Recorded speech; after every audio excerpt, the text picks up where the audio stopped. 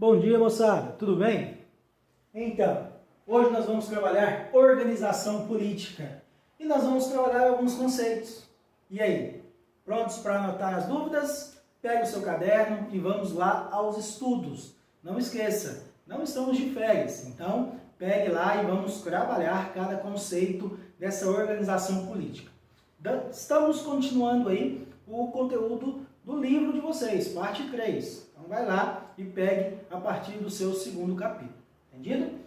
Esses conceitos, pessoal, a gente trabalha na geografia como possivelmente umas tentativas de conceito-chave. Como assim conceito-chave? É o importante para você ter noção. A gente vai falar de território, vai falar de país, vai falar de organização política, vai falar de organismos internacionais. E aí, sabe o que é? Então, justamente a importância de fazer a introdução para vocês, o que é cada um desses conceitos. Você se lembra aí algum deles? Fala alguns aí para mim. Vai pensando. Se você pensou país, pensou estado, pensou nação e principalmente um que eu já citei, território, ok. Né? Esses são os conceitos chaves para a gente trabalhar essa geopolítica. Ou não só geopolítica, a questão da geografia política também. Só que aí nos próximos capítulos nós vamos trabalhar a geopolítica. Entendido? Então, pessoal, vamos começar aí pelo conceito de país. Você sabe o que é um país? Se você não conseguiu se lembrar ou se lembrou, parabéns. Mas vamos lá. Pode ser definido como um território politicamente delimitado. Atenção! Então, alguma forma ali, ou conquista, ou compra, ou até mesmo ali um aspecto natural. E esse aspecto natural vai delimitar as chamadas fronteiras políticas. Então, nós temos, por exemplo, a fronteira, geralmente de país para país, não é assim? Limite de uma cidade para outra. E nós temos aí também a questão da divisa, que é um estado para outro. Porém, quando a gente fala fronteira política, qualquer um desses que eu citei pode se englobar nessa fronteira. Depende do assunto que a gente está tratando. Entendido? Unidade político-administrativa. Então, onde tem um regimento responsável, um órgão do governo. Muita atenção, muito cuidado nesse sentido. Então, precisa ter aquela sede, aquele centro, né, político, onde vai ser distribuído ali boa parte das decisões. Então, nós temos essa significação. E habitado por uma comunidade que tem uma história própria com aquele local. Entendido? Quem não tem vai criar, vai chegar, né? Aquela questão do imigrante. Então vai se estabelecer ali. Mas tem que ter aquela identidade, a comunidade daquele local. E aí, pessoal, coloquei para vocês uma imagem em questão dos países, né? Só mostrando aí geralmente a questão da fronteira, mas para vocês verem a questão dos países. Entendido? E aqui as fronteiras políticas podem ser, né, por isso que eu grifei ali, podem ser físicas, né, ou até mesmo artificial.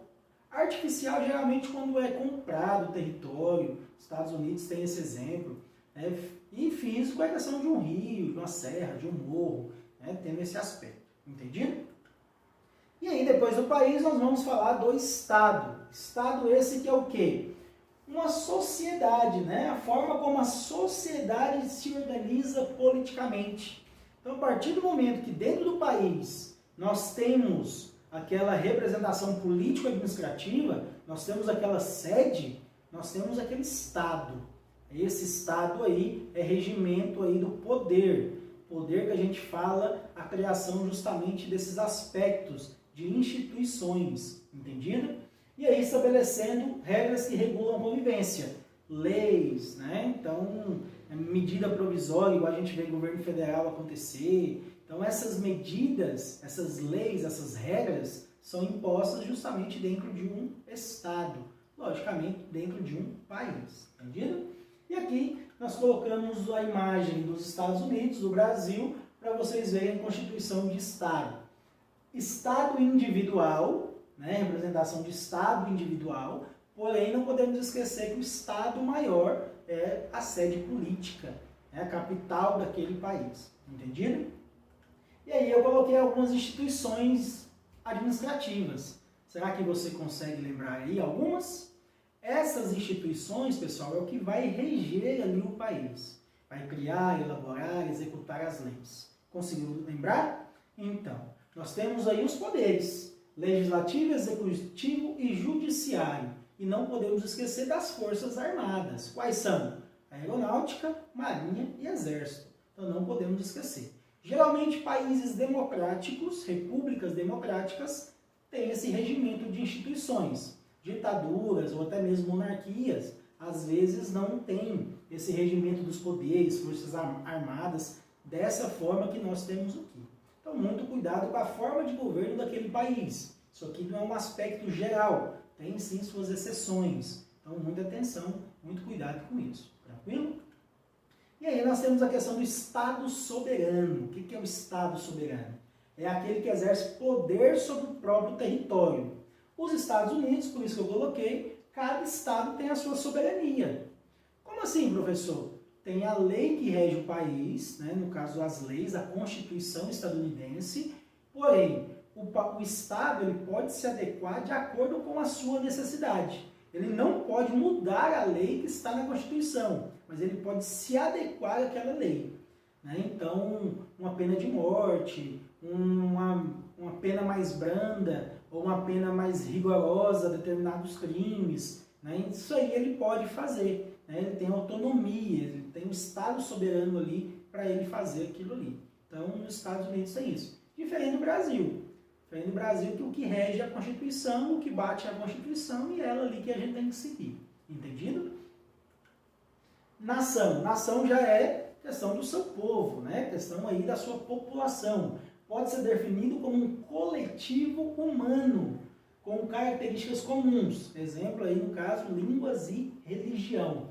E os membros dessa coletividade são ligados por laços históricos, étnicos e culturais. Vai chegar alguém de fora? Vai chegar algum imigrante? Ok, ele vai se instalar, mas ele vai se instalar de acordo com a cultura daquela região ou daquele país. Então, a nação, a partir do momento que ele conseguir, né, se adentrar a essa cultura, esses costumes, aí ele passa a ser parte até mesmo da nação daquele país.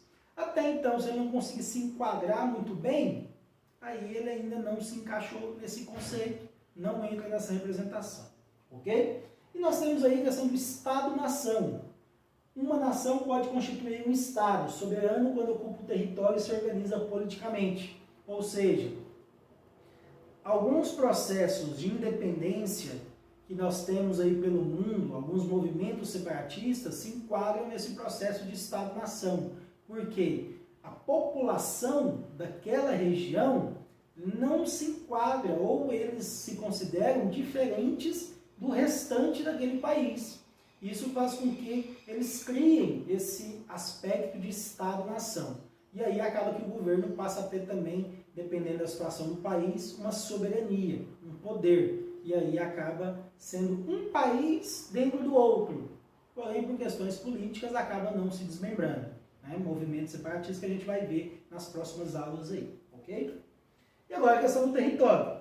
Território é relação de poder, pessoal. Poder. Então nós temos o Estado soberano que eu acabei de falar para vocês, porém todo país tem a sua soberania. Isso não pode ser atingido. Outro país não pode vir fazer algo que aquele país não autorize. Né? Então, tendo aí esse poder. Então, é a relação aí que nós temos a esse poderio. E aí é uma área, né, delimitada física com determinação e extensão de terra. Trata-se de um termo relacionado com posse da terra. E aí, por isso, eu falei a questão do poder. Alguma dúvida até aqui? Se tiver, pega o caderno, faz a anotação, redes sociais e vai lá tirar sua dúvida, ok? Podemos bater um papo aí e você tirar ou sanar qualquer dúvida que você tenha sobre qualquer um desses pontos citados até aqui e os posteriores, ok? E aí, pessoal, falando desses movimentos separatistas, e por que eu vou entrar nesse tema?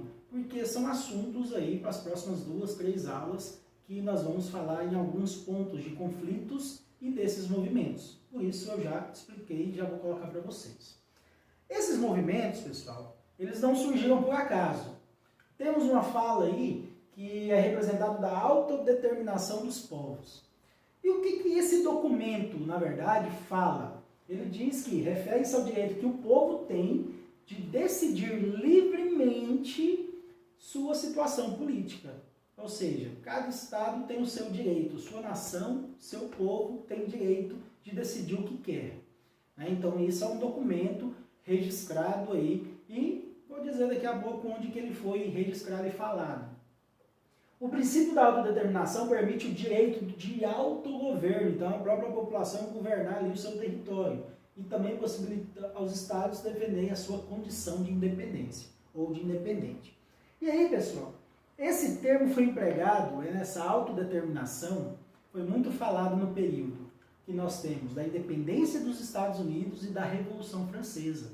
Então não é uma falazinha qualquer que surgiu aleatória do nada. Foi justamente em momentos de transição, na independência dos Estados Unidos, que criaram essa autodeterminação. Por quê? Queria a independência da colônia inglesa. E por conta dessa tentativa, criaram então essa autodeterminação. Ok? E aí, os movimentos separatistas. O que são esses movimentos? Regem pela independência de seus territórios. Os movimentos questionam discrepâncias na economia. Caso mais recente aí, a questão da Catalunha, lá na Espanha. Então, eles alegam que a arrecadação do PIB deles é bem superior ao que eles recebem de volta do governo. Então, isso aí faz com que haja um atrito, no país por conta dessa repartição, dessa divisão aí. Mas aí nós vamos ter uma aula que vai falar mais sobre isso, tá? Só dando um exemplo para vocês, ok? E aí, pessoal, nós temos a ONU, que está no meio desse imbróglio todo. Questão de território, país, soberania, tá? A questão desses movimentos separatistas, conflitos, guerras civis, e a ONU tenta impermear tudo isso daí. A Organização das Nações Unidas, o símbolozinho muito utilizado nas provas, viu? Principalmente quando o assunto vai falar de projeção cartográfica, e aí já a questão da geografia física, mas já adiantando para vocês aí. E a questão desses termos. É uma organização que o ponto principal dela é a paz. Então é um órgão pacificador, pelo menos essa tentativa. Formada aí, nenhum país membro é obrigado a manter ali. Porém, como são assuntos tratados do mundo inteiro, então é sempre bom ter um representante, o primeiro-ministro, o presidente, ou secretário, ministro de Relações Internacionais, presente nas cúpulas ali, para ver o que está sendo decidido. Entendido? Movimento aí de paz e desenvolvimento mundial. Então são assuntos aí discutidos pelo desenvolvimento. Professor, por que a ONU não interfere, por exemplo, na situação lá de Israel e Palestina? Porque, como eu disse para vocês, Israel é um Estado soberano, um país. E essa soberania do país, a ONU não pode ir lá e simplesmente intervir. Pode levar o assunto, os países discutirem, porém, se o país não quiser acatar, eles não podem simplesmente ir lá e invadir, ok? A não ser que seja uma coisa estrondosa, que aí vai afetar boa parte do mundo. E aí, pessoal, criada é um dia simbólico, 24 de outubro. O que a gente aqui em Goiânia comemora dia 24 de outubro, Aniversário da nossa cidade. Só que de 1945, esse 24 de outubro, então, a criação da ONU. O que aconteceu aí? O que estava acontecendo, na verdade? Final da Segunda Guerra Mundial, ok? Então, é o período marcante aí da ONU. E aí, pessoal, a ONU tem algumas divisões. Entre elas, nós temos a Assembleia Geral. Assembleia essa que é composta por 193 países. Aqueles que estão em conflitos, que ainda não são reconhecidos pelos seus países, ou que tem alguma divergência política que não faz ele ainda se assumir, faz com que aí participem, então, 193 países da ONU. Esses demais não participam. E aí o que é discutido? Geralmente problemas de meio ambiente, crescimento industrial, crescimento até populacional, mecanismos, sanções voltados aos direitos humanos. Isso aí é geralmente discutido na cúpula da ONU. E todos os países podem ali opinar, falar. Se o assunto for de um continente mais específico, aquele continente ele tem uma voz mais ativa para falar sobre o assunto, mas os outros também podem ter o direito de opinar, desde que não destoa muito ali a realidade do assunto, ok? E nós temos também a questão do Conselho de Segurança da ONU.